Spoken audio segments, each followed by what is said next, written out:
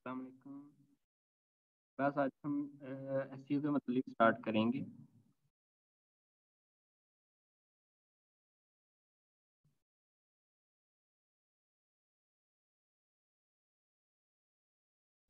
हमारा एसईओ का जो पीरियोडिक टेबल है जो कि हम लेके चलेंगे सबसे पहले, इसमें हम एक पीरियोडिक टेबल देखेंगे जो कि बेसिकली हमें एसईओ की कुछ मालूमात फराहम करता है कि हमें एसईओ करते हुए क्या क्या चीज़ों को मद्देनजर रखना चाहिए। इसमें बहुत सारी चीज़ें आ जाती हैं जो कि हम आगे डिस्कस करेंगे, क्योंकि एसईओ की फील्ड में हमारे pass on page SEO, of page SEO, backlinks, बहुत सारी चीज़ें होती हैं जिनको हमने साथ लेके चलना है अगर हम एसईओ का काम करना चाह रहे हैं।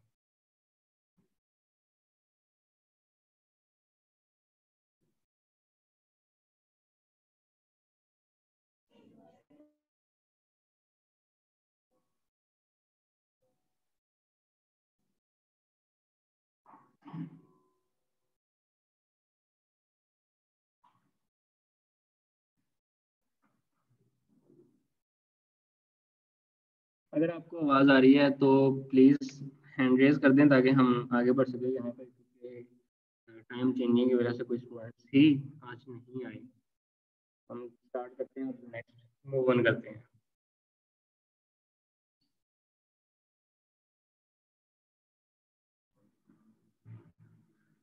ओके, तो ये हमारा ना एक पीरियोडिक टेबल है एसईओ के मतलब जिसको हम लेंगे साथ में।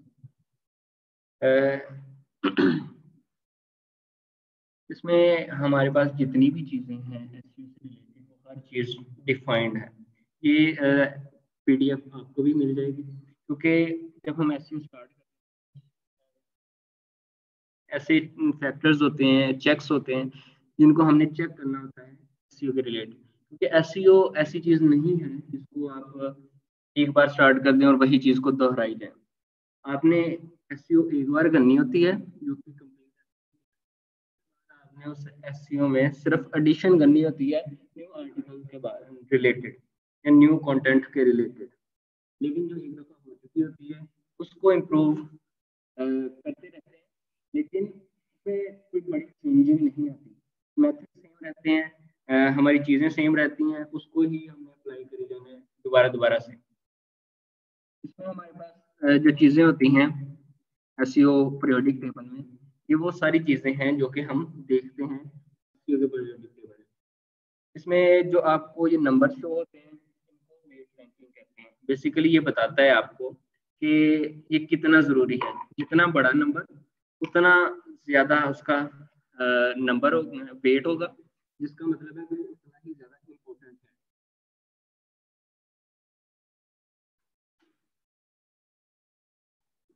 अब इसमें हमारे पास एक और चीज़ आ जाती है जिसमें कि हमारे पास कंटेंट की टाइप आ जाती है, जिसमें ऑन पेज से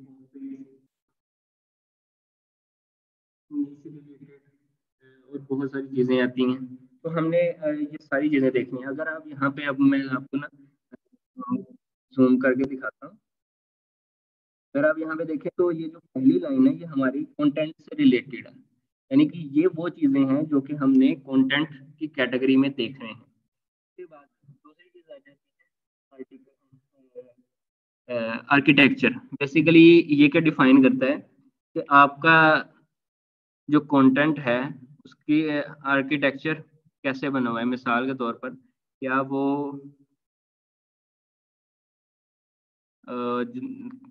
जो हमारा कंटेंट है या वेबसाइट है मोबाइल के लिए बेस्ट है कि नहीं है, क्या गूगल उसमें क्रॉल कर पा रहा है कि नहीं कर पा रहा, क्या यूज़र के लिए उसका पढ़ना इजी है कि नहीं इजी, या फिर उसके यूआरएल सही है कि नहीं है, इसमें कुछ ऐसी यूआरएल तो नहीं है डुप्लीकेट हो रहे हैं, या फिर वो एरर्स तो नहीं आ रही जैसे कि 301, 501, 404 एरर्स होते हैं, वो तो नहीं है। वो आ जाते हैं आर्किटेक्चर में। उसके बाद हमारे आ जाते हैं HTML कि आप जो कंटेंट लिख रहे हैं उसका स्ट्रक्चर क्या होगा, उसमें हेडिंग कौन सी होगी, सब हेडिंग कौन सी होगी, उसमें टाइटल्स कौन सा होगा, और कंटेंट के अंदर शिफ्टिंग क्या होगी। ये सारी चीज़ें आ जाती हैं आपकी HTML से रिलेटेड। यानी कि अगर आप कंटेंट कोई भी ऐड करेंगे ना तो वो ऐड होता है कोड के ज़रिए से, HTML CSS के ज़रिए से। तो HTML के ज़रिए से हम डिफाइन करते हैं ये कोड में कितने हेडिंग्स हैं और कितने पैराग्राफ्स हैं, वो हमने डिफाइन करने होते हैं।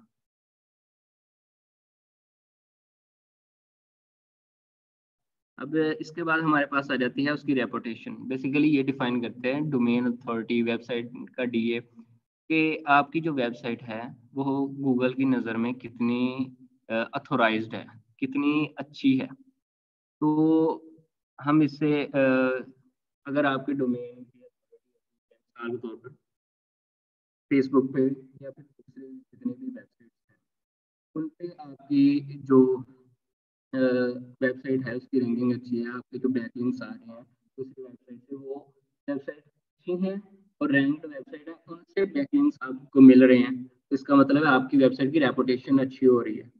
यूज़र आपकी अगर आर्टिकल्स को शेयर कर रहे हैं सोशल मीडिया पे तो आपकी रेपुटेशन अच्छी होती है, ये चीज़ देखी जाती है। उसके बाद लिंक क्वालिटी, बेसिकली ये चीज़ देखी जाती है कि आप अगर अपने वेबसाइट में कोई भी लिंक लगा रहे हैं तो वो लिंक फॉलो है या नॉन फॉलो है। हमारे पास दो तरह के लिंक ऐड होते हैं एसईओ में, एक डू फॉलो और एक नो फॉलो। बेसिकली ये लिंक्स डिफाइन करते हैं कि हमने जो लिंक अपनी वेबसाइट में लगाया हुआ है गूगल उसको फॉलो करते हुए अगली वेबसाइट को भी चेक करेगा कि नहीं। अगर वो अगली वेबसाइट को भी चेक करेगा तो उसकी जो रेटिंग है वो भी इम्पेक्ट करेगी हमारी वेबसाइट की रेटिंग को।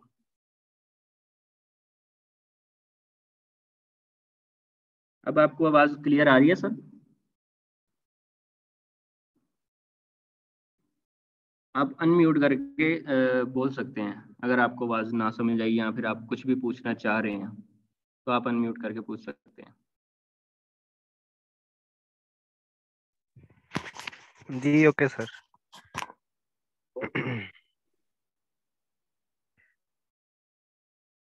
उसके बाद हमारे पास यूजर एक्सपीरियंस,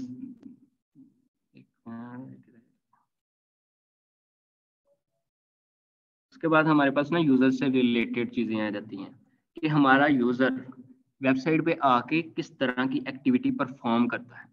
अगर यूज़र हमारी वेबसाइट पे आके उस पे रहता नहीं है, पेज को विजिट नहीं करता, या फिर उसके मोबाइल पे सही तरह लोड नहीं होती, या फिर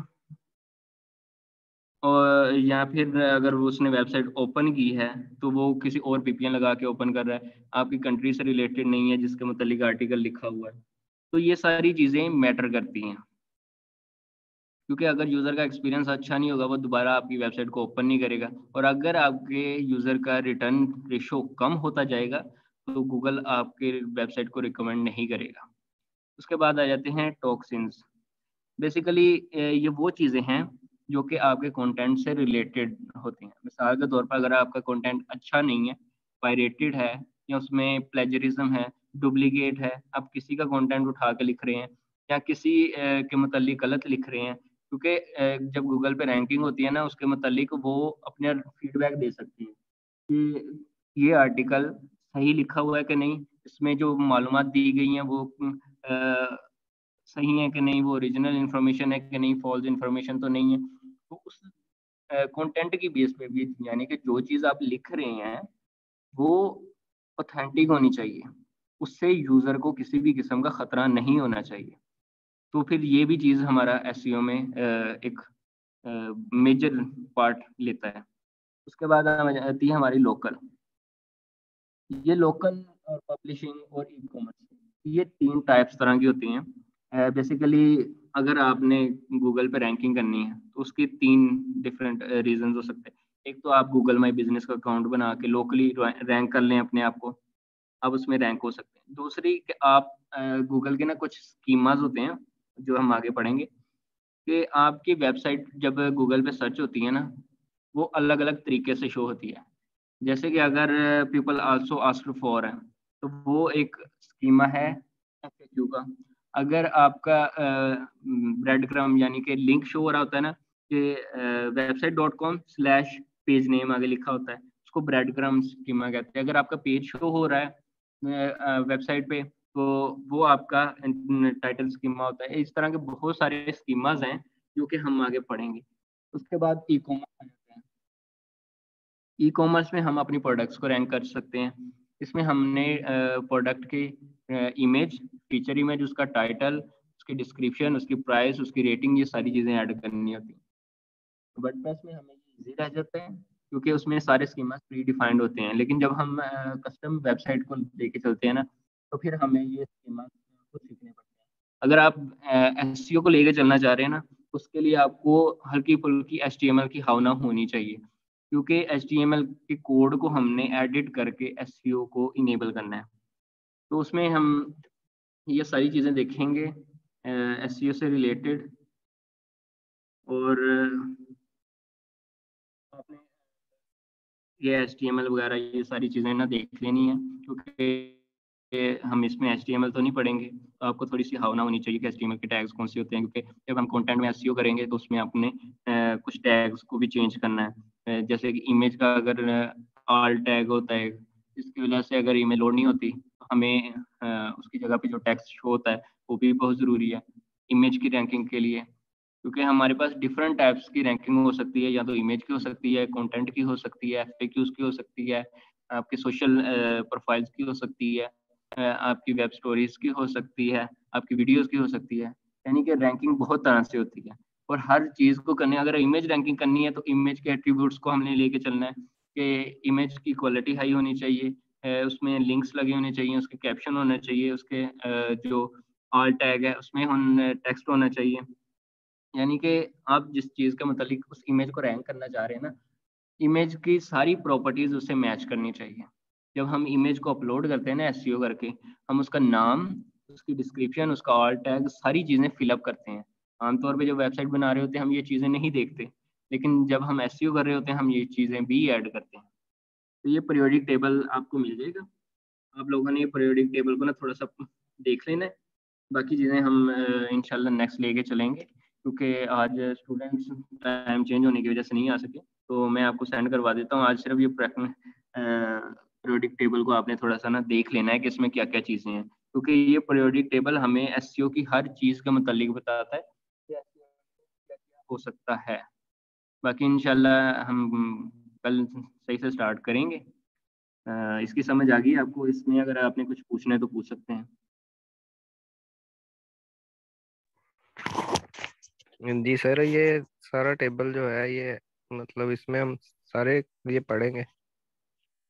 जी, इसमें हम सारे नहीं लेके चलेंगे, जी, इसमें हमें जो इम्पोर्टेंट चीज़ें हैं सिर्फ वो लेके चलेंगे। बाकी इन मतलब सारी कौन कौन चीज़ों के सी चीजें। मुतालिक बताया जाएगा। अच्छा अच्छा, ये सारी एसईओ में ही रिलेटेड है ये सारी चीजें। ये सारी की सारी, यानी एसईओ में जो कुछ आ सकता है ना, वो हर चीज़ यहाँ पे लिखी हुई है। जी ठीक है। ये सारी ऑन पेज एसईओ में ऑफ पेज एसईओ दोनों में इस्तेमाल दोनों, होती है। मैं कह रहा हूँ आपसे ये कंप्लीट है। ठीक है। कंप्लीट, जी, कंप्लीट एसईओ का मतलब on page of page her SEO का हर एक्सपेक्ट, जो भी एस्पेक्ट हो सकते हैं ना, वो सारी चीज़ें इसमें हैं। जी ठीक हो गया। Okay, thank you very much. जी। अल्लाह हाफिज़। जी थैंक यू, ये आज का यही है बस। जी, क्योंकि आज ना क्लास का टाइम चेंज हुआ है तो कोई पर्सन आए ही नहीं है, तो हमने कहा कि ऑनलाइन कर लेते हैं ताकि उनको भी रिकॉर्डिंग लेक्चर मिल सके। मतलब मैं अकेला ही था, आप और मैं दोनों ही थे इसमें। नहीं नहीं, और भी पर्सन थे जो कि जी लीव अच्छा, कर गए हैं। ठीक है ठीक है। अच्छा, सारे लीव कर गए। जी, चलो क्योंकि ठीक है। मैं वेट कर रहा था, क्योंकि फिजिकली भी एक दो पर्सन होना चाहिए ना। जी जी, वो फिजिकल भी कोई नहीं आया। वो टाइम चेंज होने की वजह से नहीं आ सके, लेकिन इंशाल्लाह अच्छा। अगर आज लेट भी आएंगे ना तो उन सबको बता दिया जाएगा वन बाय वन करके, जी ठीक हो गया। क्योंकि आपको भी मैसेज रिसीव हो गया था ना। जी जी, मुझे तो कल मैंने असल में मैं जॉब करता हूँ तो टाइम नहीं था, इसीलिए मैंने मैम से कहा था हो सकता है मतलब मैं डेली क्लास ना लूँ, रिकॉर्डिंग लेक्चर ही देखूँ। तो तबीयत खराब की वजह से घर में ही था, तो कल मैंने चले 3 से 4 क्लास बाकी ली हैं। रिकॉर्डेड लेक्चर तो आपको मिल ही जाने हैं, जी ऑनलाइन जी। क्लास भी आप दे सकते हैं साथ में। जी जी, वो ओके, मेरी थैंक पहले यू वेरी बात हो मच। गई थी। जी ठीक है सर। सर आपका नाम? मैं ना फैसल इजाज है। ऐसे नहीं जा, ठीक है सर, उस्मान यूसुफ।